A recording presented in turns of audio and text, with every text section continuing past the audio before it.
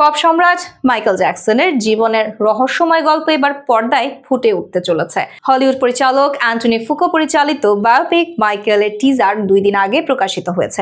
মাত্র 24 ঘন্টায় এটি 116.2 মিলিয়ন ভিউ সংগ্রহ করেছে, যা ইতিহাসে কোনো মিউজিক্যাল বায়োপিকের ট্রেলারের সর্বোচ্চ ভিউ, যেটি লায়ন্সগেটের জন্য সর্বকালের সর্বোচ্চ ট্রেলার প্রকাশের রেকর্ড স্থাপন করেছে।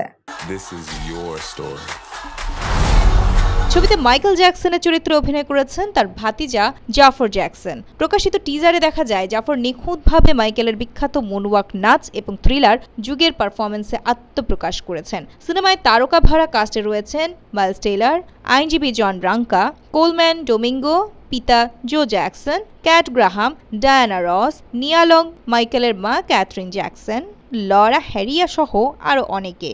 টিজারটি প্রকাশের সঙ্গে সঙ্গে দর্শকদের মধ্যে ব্যাপক আগ্রহ দেখা দিয়েছে। কেউ মুগ্ধতা প্রকাশ করেছেন, কেউ বা কিছু বিষয় নিয়ে সমালোচনা করেছেন।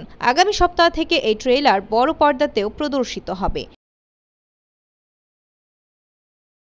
ছবির গল্পের সারসংক্ষেপ অনুযায়ী এটি মাইকেল জ্যাকসনের জ্যাকসন 5-এর শুরু থেকে তার একক সঙ্গীত জীবনের উজ্জ্বল মুহূর্ত পর্যন্ত পুরো জীবনের পরিক্রমা দেখাবে। মঞ্চের বাইরের জীবন, ব্যক্তিগত মুহূর্ত ও শিল্পীর প্রতিভার গভীর দিকগুলো অনবদ্যভাবে উপস্থাপন করা হবে।